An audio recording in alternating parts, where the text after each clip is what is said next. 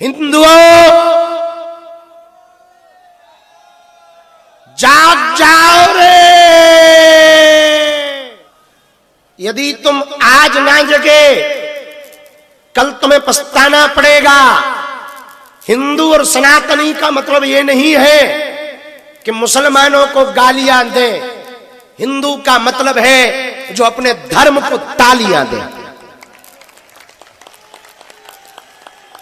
पर एक बात तो पक्की है, जितने भी आतंकवादी मिलते हैं वो यही क्यों मिलते हैं?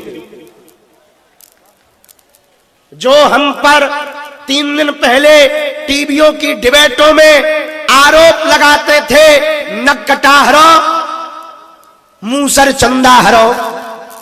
सुनो कान खोलकर, तुम हमको कहते थे कि बाबा पदयात्रा क्यों कर रहा, इससे नफरत फैलेगी। जो दिल्ली में बम फूटा उससे भाईचारा फूटा है क्या?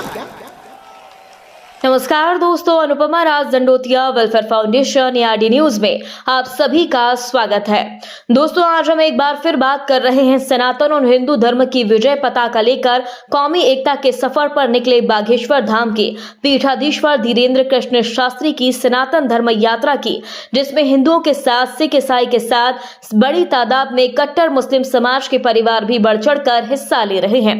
दोस्तों, आज सनातन धर्म को लेकर शुरू यात्रा में मध्य प्रदेश के साथ उत्तराखंड, हिमाचल से आए मुस्लिम परिवार भगवा झंडा की पताका फहराते हुए नजर आए। दोस्तों, दिल्ली से वृंदावन के लिए शुरू सनातन हिंदू एकता पद यात्रा में और मुस्लिम जय बागेश्वर बोल रहे हैं, तो दूसरी ओर सिख ईसाई भी हम सब एक है सनातन धर्म की जय हो के नारे लगा रहे हैं। दोस्तों, आज बागेश्वर धाम की यात्रा को पूरे 5 दिन हो गए। दिल्ली से हरियाणा होते हुए सनातन की यात्रा उत्तर प्रदेश में पूरे जोर शोर से प्रवेश कर गई है। दोस्तों, दिल्ली लाल किला ब्लास्ट के बाद बागेश्वर महाराज धीरेन्द्र शास्त्री ने सभी यात्रियों से कहा कि आप डरे नहीं, सतर्क रहें। कोई अनजान संदिग्ध वस्तु या आदमी पर नजर बनाए तो तुरंत यात्रा में संलिप्त वॉलंटियर पुलिस सुरक्षा कर्मियों को अवगत करवाएं। दोस्तों, बागेश्वर शास्त्री ने सनातन पद यात्रा को लेकर कहा, यात्रा हिंदू राष्ट्र की स्थापना, जातिवाद का उन्मूलन के साथ समाज में एकता लाना है। जी हां दोस्तों, आपको बता दें, देश की राजधानी दिल्ली के प्रसिद्ध छतरपुर मंदिर से बागेश्वर धाम की सनातन यात्रा 7 नवंबर को शुरू हुई। यह विशाल यात्रा अब अपने 5वें दिन के पड़ाव पर पहुंच गई। 16 नवंबर को इसका भव्य समापन छठीकरा चारधाम से होते हुए वृंदावन स्थित श्री बांके बिहारी मंदिर पहुंचेगा, जहां धीरेन्द्र कृष्ण शास्त्री प्रभु बांके बिहारी और राधा रानी का आशीर्वाद लेंगे। दोस्तों, 12 नवंबर यात्रा के लिए ऐतिहासिक दिन है, क्योंकि सुबह मीतरौल से यात्रा आगे बढ़कर वंचारी JBM के रास्ते होडल मंडी तक पहुंचेगी और हरियाणा की सीमाओं को पार करते हुए आगे ब्रजभूमि की ओर बढ़ेगी, जिसको देखकर यात्रियों का उत्साह देखते बनता है। पेशे बागेश्वर धाम धीरेन्द्र शास्त्री की अगुवाई में लाखों यात्रियों की प्रेम और श्रद्धा से ओतप्रोत सनातन यात्रा की कुछ दृश्य। भारतीयों को डराने के लिए, धमकाने के लिए और फरीदाबाद में जिस डॉक्टर मुल्ला के पास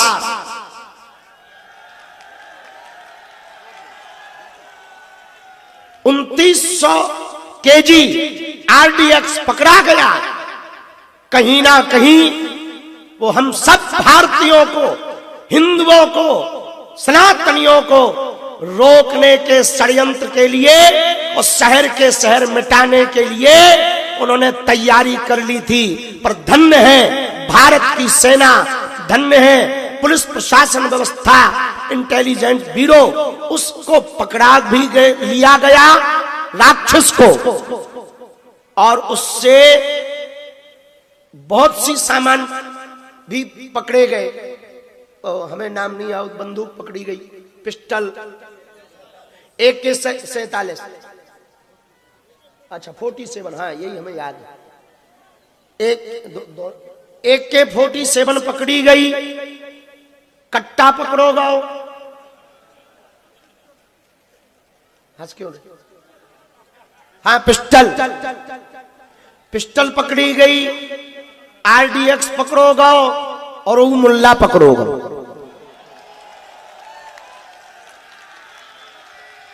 हम भारतीयों को, यहां बैठे मित्रौल के हिंदुओं को एक मात्र आवाहन करना चाह रहे हैं, हिंदुओं जाग जाओ रे। यदि तुम आज ना जगे, कल तुम्हें पछताना पड़ेगा। हिंदू और सनातनी का मतलब ये नहीं है कि मुसलमानों को गालियां दें। हिंदू का मतलब है जो अपने धर्म को तालियां दे। पर एक बात तो पक्की है, जितने भी आतंकवादी मिलते हैं वो यही क्यों मिलते हैं? जो हम पर 3 दिन पहले टीवियों की डिबेटों में आरोप लगाते थे, नक कटा हरो, मूसर चंदा हरो। सुनो कान खोलकर, तुम हमको कहते थे कि बाबा पदयात्रा क्यों कर रहा, इससे नफरत फैलेगी। जो दिल्ली में बम फूटा उससे भाईचारा फूटा है क्या? अब तुम्हारा कक्का मर गया, अब तुम चुप हो गए। एक भी देशद्रोहियों के खिलाफ वो लोग हमें टीवी पे बोलते हुए नहीं दिखे जो कल तक हमारी पदयात्रा का विरोध कर रहे थे। इससे सिद्ध होता है कि वो भी बांग्लादेशी। और सुन लो कान खोलकर, अब हमने कफन बांध लिया। तुम्हें जो भाव हो तुम करो। हम भारत के जब तक 150 करोड़ भारतीयों को एकजुट नहीं कर देंगे, सभी सनातनियों को, तब तक चैन से नहीं बैठेंगे। और बेटा सुनो, तुम हमारी पदयात्रा का विरोध कर रहे थे और क्या कह रहे थे कि संविधान के खिलाफ है। बेटा संविधान में ही सामाजिक समरसता का भाव लिखा है। डॉक्टर भीमराव अंबेडकर जी ने जो लिखा है, अभूतपूर्व लिखा है। उनके संविधान की रक्षा इसी पदयात्रा से हो सकती है। फिर भी एक बात और हम कहें, हमने ये जितनी भी आज की बातें कही, इसको दूसरे समाज के लोग आक्रोश में ना लें। हमने ये सभी बातें उस आतंकवादी के लिए कही है। यदि तुम्हारी उस आतंकवादी के प्रति श्रद्धा है तो हमने तुझे कही, और नहीं है तो बुरा उसको लगना चाहिए, तुम्हें नहीं लगना चाहिए। ये हमने पहले ही तुम्हें क्लियर कर दिया। दूसरी बात, जितने भी मित्रौल हरियाणा क्षेत्र के लोग हैं, ये जितने भी जिले पड़े, हम पूरे हरियाणा को साधुवाद देते हैं। अधर्म की लड़ाई तो यहीं जीती गई, धर्म की लड़ाई तो यहीं हुई थी, अधर्म को तो यहीं हराया गया। अधर्म की लड़ाई यहीं हुई, धर्म की जीत इसी पृथ्वी पर हुई है, कुरुक्षेत्र की पृथ्वी पर। वो हरियाणा में ही आता है। एक बात हम बोल दें, कह दो, बोलो। जितने भी हरियाणा वाले बैठे हैं या सुन रहे हैं, केवल हरियाणा गांठ बांध ले तो सनातन की क्रांति पूरे भारत में हरियाणा प्रदेश ला सकता है।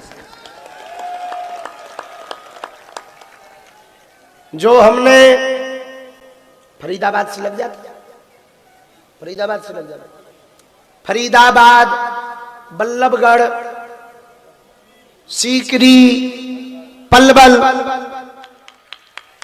तीसरी बात और सुनो, ये तो 2.0 है, ये पॉइंट बेटे बढ़ते ही रहेंगे। और अभी तो तुमने मात्र 1 लाख हिंदुओं को सड़कों पर देखकर तुम्हारा पेट खराब हो गया। बेटा 16 नवंबर को वृंदावन आ रहे हिंदू, तुम्हारी पीढ़ियां और नानियों की भी बुद्धि खराब ना हो जाए तो कहना।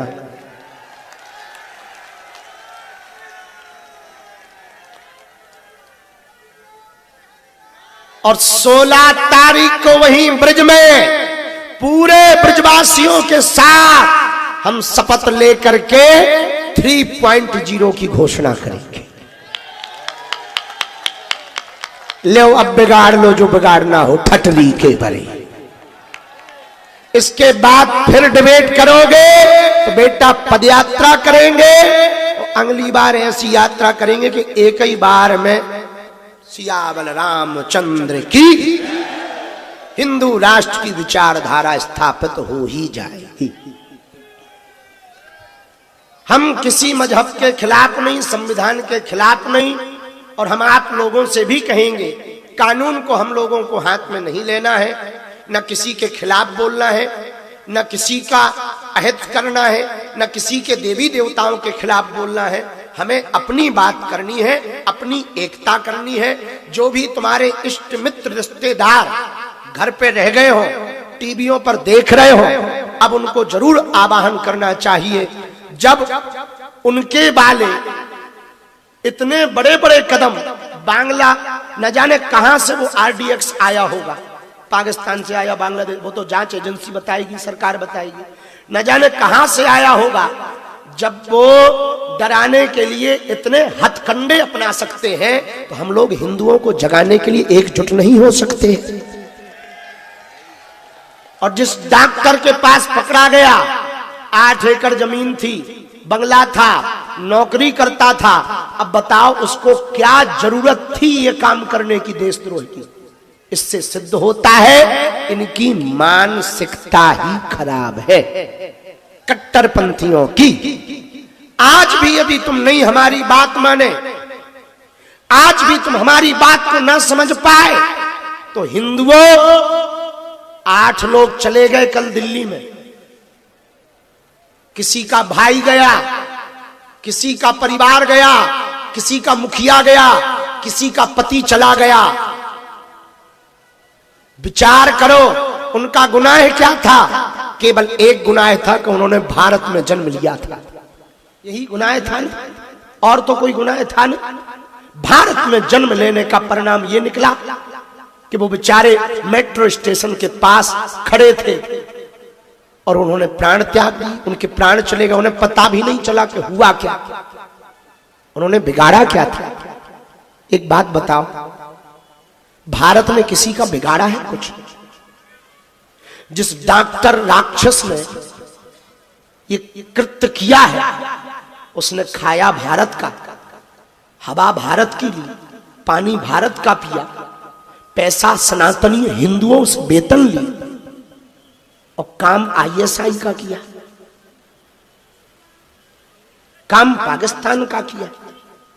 हम आपको सिर्फ इतना कहना चाह रहे हैं, हमारी बातें तुम्हें कड़वी लगती होंगी, लोगों को लगता होगा कि हम भड़काते हैं, हम सिर्फ जगाते हैं।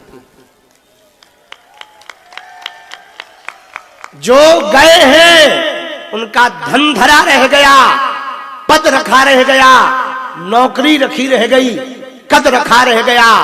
तुम लोग जो सोचते हो अभी क्या करना है, हमारी नौकरी है, हमारा काम है, हमारा परिवार है, गुरुजी को करने दो पदयात्रा, हमारी क्या जरूरत है। बेटा उनके पास भी ऐसी पैसा था, रुपया था, और कद पद भी था, फिर भी ना बच पाए। जीवन तभी बच पाएगा जब तुम संगठित रहोगे, तुम एक रहोगे, सामाजिक समरसता करोगे, सद्भावना फैलाओगे।